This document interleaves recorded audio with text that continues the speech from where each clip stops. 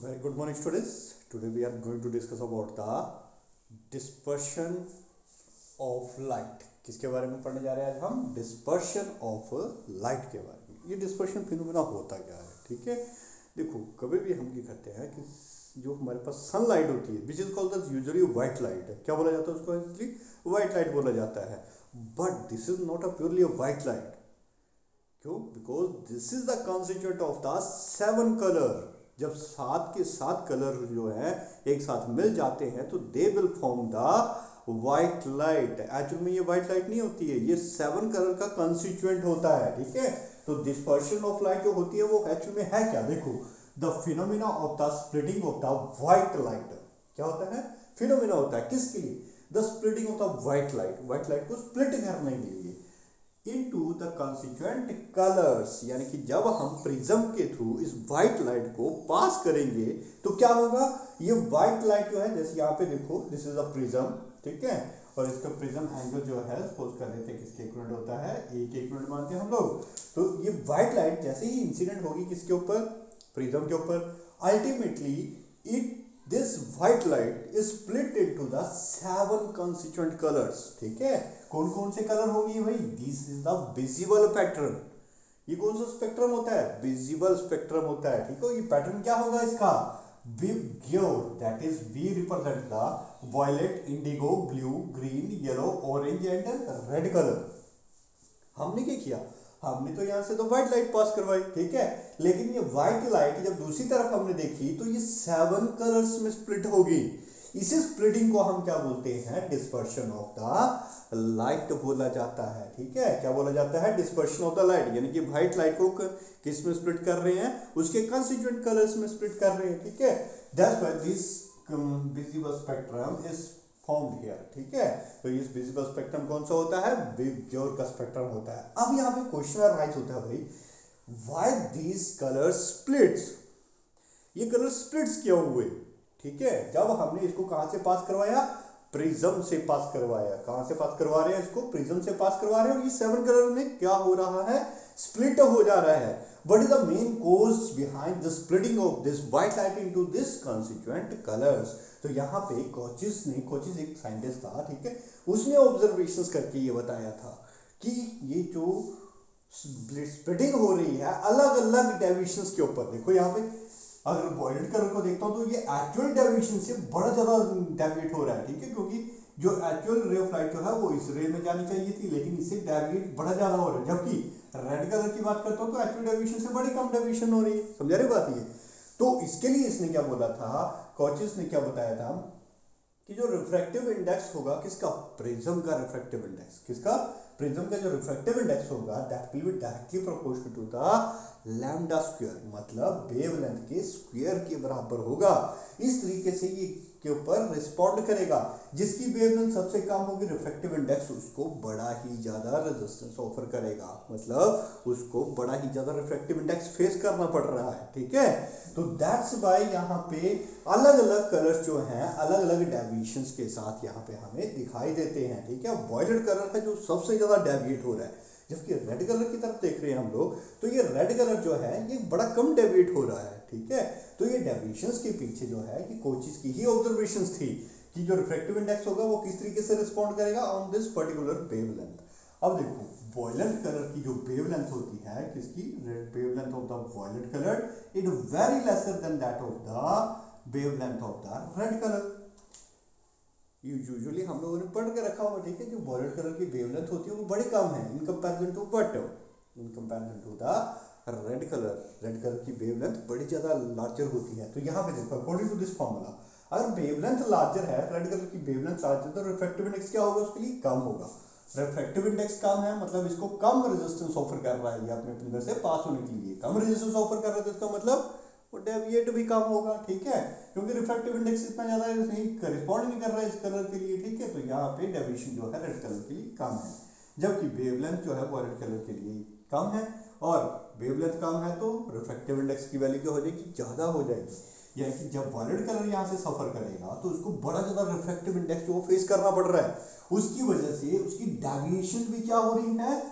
बड़ी ज्यादा हो रही है। ठीक है, so that's the reason behind this the white light converted into the particular constituent colours में स्प्लिट हो जाती है। क्लियर होगी बात? तो यहाँ पे हम एंगुलर डेविएशन के बारे में भी पता कर सकते हैं। देखो एंगुलर डेविएशन जो था हमारे पास थिन प्रिज्म के लिए जो एंगुलर डेविएशन का फॉर्मूला था वो कितना था, n-1 इंटू ए। क्लियर है? तो डेविएशन मान लेते हैं यहाँ पे रिफ्रैक्टिव इंडेक्स किसके लिए है, रिफ्रैक्टिव इंडेक्स फॉर दिस, अच्छा दोनों के लिए लिख देते हैं, for the red colour, for red colour deviation for the red colour will comes out to be n(r-1) A, क्योंकि प्रिज्म तो एक ही है, अलग अलग थोड़ी ना लेंगे हम प्रिज्म। उसी तरह से for violet colour, violet colour, तो delta V can be written as (nb-1) into A. अभी हमने प्रूव करके बताया क्या कि जो वेवलेंथ है किसके लिए, रिफ्रैक्टिव इंडेक्स के लिए, वॉयलेट के लिए क्या काम था, और रिफ्रैक्टिव रेड कलर की ज्यादा है। तो according to this refractive index किसको ज्यादा होगा, अरे रिफ्रैक्टिव इंडेक्स किसका ज्यादा होगा, refractive index not this one is the refractive index that is n, ये वॉयलेट कलर के लिए ग्रेटर देन होगा किससे, रेड कलर के कंपैरिजन में। बात समझ आ रही है? रेड कलर के लिए रिफ्रैक्टिव इंडेक्स कम है इसलिए इसकी डेविएशन कम हो रही है, जबकि वॉयलेट कलर के लिए रिफ्रैक्टिव इंडेक्स की वैल्यू ज्यादा हो जा रही है। ठीक है, इसलिए डेविएशन ज्यादा कर रहा है। ठीक है, तो NB is greater than that of the NR। NB बड़ा है, रिफ्रैक्टिव इंडेक्स बड़ा है, तो ये डायरेक्ट रिलेशन में आ रहा है, तो एंगल ऑफ डेविएशन भी किसका होगा बड़ा, अरे वॉयलेट कलर का ही तो बड़ा हुआ।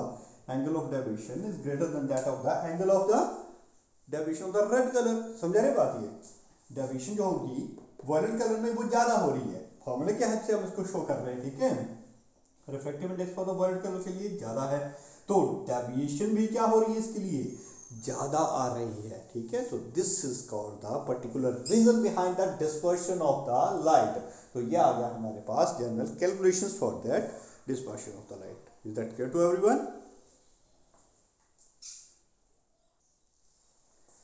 ओके, नेक्स्ट आ जाता है हमारे पास एंगुलर डिस्पर्शन के बारे में। ठीक है, एंगुलर डिस्पर्शन नेम से ही पता चल रहा है किसके बारे में बात कर रहे हैं यार, एंगुलर। एंगुलर का मतलब जब वो सर्कल में घूमता है, कोई चीज, कोई भी ऑब्जेक्ट सर्कल में घूम रही है तो वो एंगल डिस्क्राइब करती है। ठीक है, तो यहाँ पे हम इसको एंगुलर डिस्पर्शन के बारे में पढ़ेंगे। तो angular dispersion is nothing but it is the difference in the deviation.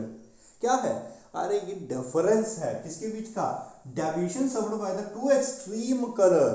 दो एक्सट्रीम कलर्स कौन कौन से हैं, देखो यहाँ पे, this is the violet colour and this extreme colour is red colour. इन दोनों के बीच में जो एंगुलर डिफरेंस होगा, क्या होगा, एंगुलर डिफरेंस। ठीक है, देखो this one is the actual path of the ray of the light, ये पे एक्चुअल पाथ है इसका, लेकिन एक्चुअल पाथ से जो वॉयलेट कलर है वो कितना डेविएट हुआ, उसको मैं यहाँ पे लिख देता हूँ, यहाँ पे ये डेविएट हुआ, तो इसको मैं रिप्रेजेंट कर देता हूँ किससे, डेल्टा बी से।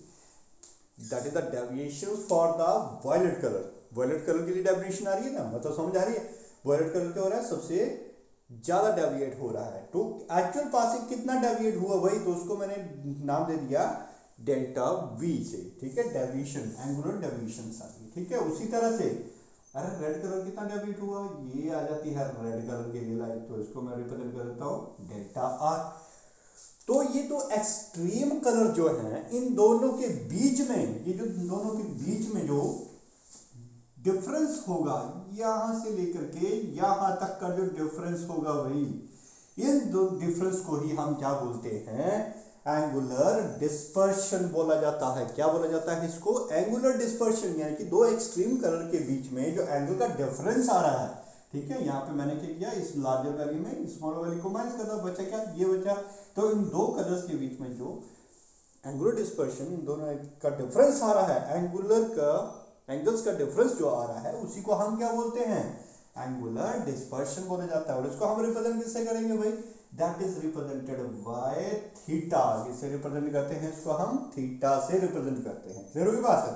सो we can write it as theta is nothing but it is the difference between the two extreme colour. अब भाई किसको मैं किसमें माइनस करूं, डिफरेंस निकालना, तो डिफरेंस हम कैसे निकालते हैं, माइनस करके।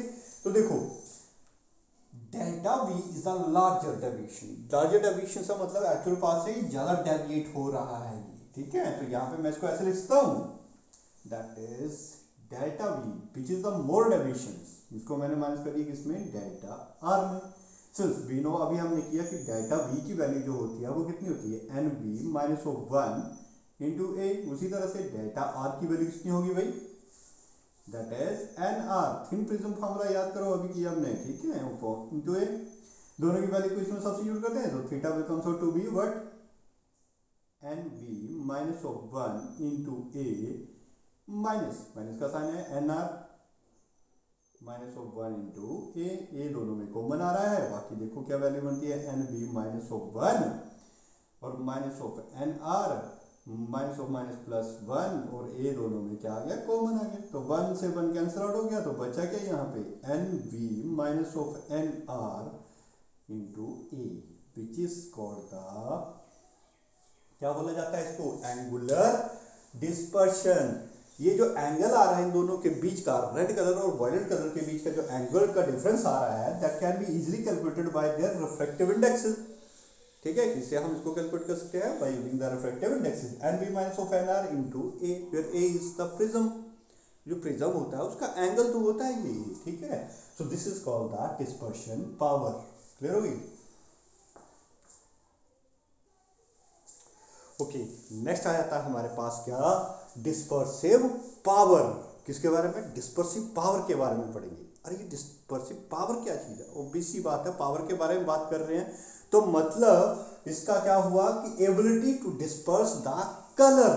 अरे किस कलर को ये ज्यादा डिस्पर्स कर रहा है, डिस्पर्स का मतलब कितना ज्यादा उसमें एंगुलर डिस्प्लेसमेंट जो दे रहा है उसमें, ठीक है। तो यहाँ पे इसमें कि ये बड़ा ज्यादा बेंड हुआ, वायलेट कलर क्या हो, बड़ा ज्यादा बेंड हुआ, तो इसी को क्या बोला जाएगा, डिस्पर्सिव पावर। क्यों, इसके ऊपर डिस्पर्सिव पावर क्या है, ज्यादा है, ठीक है। और रेड कलर में क्या हो रहा है, डिस्पर्सिव पावर क्या हो रही है, ये कम हो रही है भाई, ठीक है। इसलिए इसकी डिस्पर्सिव पावर यहाँ पे क्या हो रही है, कम हो रही है। बट एक्चुअल सेंस में डिस्पर्सिव पावर जो होती है हमारे पास, उसको हम कैसे डिनोट करते हैं, it is the ratio of the angular dispersion. Ratio होता है, ठीक है, किसका, एंगुलर डिस्पर्शन का to that of the mean deviations. किसका रेशियो होता है ये, एंगुलर डिस्पर्शन। अरे एंगुलर डिस्पर्शन तो अभी हमने पढ़ा, एंगुलर डिस्पर्शन को किससे रिप्रेजेंट किया था, थीटा से, to that of the what, mean deviation, ये लिखा था हमने। तो इसकी जो हमारे पास डिस्पर्सिव पावर है उसको हम रिप्रेजेंट करते हैं ओमेगा से, ठीक है। अब देखो यहाँ पे थीटा तो अभी हमने पढ़ा, theta will comes out to be what, कितने के इक्विवेलेंट था, N B minus of N R into A. अभी निकाला हमने, एंगुलर डिस्पर्शन के बारे में निकाला ना अभी, दोनों की वैल्यू को इक्वेट किया था, ठीक है। Ultimately we get that result. समझ रहे बात, यहाँ पे तो समझ आ गई भाई कि ability to disperse the power is the angular dispersion होता है ये। बट ये क्या चीज है भाई, मेन डेविएशन क्या चीज आ जाती है यहाँ पे, क्या आता है यहाँ पे टॉपिक, वर्ड आ रहा है यहाँ पे main deviation. What is that main deviation? देखो मेन डेविएशन का मतलब क्या होता है, हमारे पास हर एक कलर अलग अलग एंगल पर डेविएट हो रही है। ये मान लेते हैं ये मेरे पास जीरो एंगल, अगर मैं स्ट्रेट लाइन लेता हूँ तो 0 डिग्री का एंगल बनेगा ना, ऑब्वियस सी बात है, ठीक है। तो वायलेट कलर अगर मैं मान लेता हूँ, एज्यूम कर रहे हैं रफ डाटा के लिए, नॉट एग्जैक्ट एंगल हो गई है, ठीक है। मान लेते हैं मेरे पास वायलेट कलर जो हो रहा है वो 30 डिग्री के ऊपर, ठीक है। इंडिगो हो रहा है मेरे पास 25 डिग्री के ऊपर, ठीक है। ब्लू हो रहा है ये 21 के ऊपर, ठीक है। फिर आ जाता है ग्रीन, ग्रीन हो रहा है 18 के ऊपर। तो ये अलग अलग एंगल के ऊपर क्या हो रहे हैं, डेविएट हो रहे हैं। ऑब्वियस सी बात है ना, मेन पोजीशन से कितना डेविएशन हुई, वायलेट कलर सबसे ज्यादा डेविएट होगा, रेड कलर सबसे कम डेविएट होगा। तो ये हर एक इनके बीच में तो यूनिफॉर्मिटी थोड़ी ना कि ये 25 ये 20 ये 30 25 फिर 20 आ जाएगा, ऐसा थोड़ा ना होगा। ये अलग अलग एंगल्स पर ये क्या होंगे, डेविएट होंगे। तो इन सभी एंगल्स का मेन डेविएशन कितना है भाई, इन सभी एंगल्स का क्या करो, टोटल निकाल लो, डिवाइड कर दो टोटल नंबर ऑफ टर्न्स से। क्लियर बात है। तो ये जो मेन डेविएशन हमारे पास आती है that will B for yellow colours. ये जो मेन डेविएशन ये जो है ये येलो कलर के लिए ली जाती है, ठीक है। मतलब येलो कलर का जो एंगल है वो मीन के नियर बाय आता है, ठीक है। That's why we take the mean deviations is equivalent to the deviation of the yellow colors. Clear हुई बात ये, ठीक है। तो we can write it as that divided by angle of deviation। इसको सिंपल फॉर्मूले में लिख देते हैं हम, n minus of 1 into A. Clear हुई बात, दोनों की वैल्यू सब्स्टिट्यूट कर दी, ये एंगुलर डिस्पर्शन है और ये मीन डेविएशन है, तो ए के साथ ए कैंसिल आउट हो जाएगा, तो theta will comes out to be what, N B minus of N R upon N minus of 1 which is the appropriate formula for the dispersive power. Clear होगी बात सारी की सारी, ठीक है. So all this about the dispersions, dispersive power and angular dispersions. Clear होगी बात सभी को.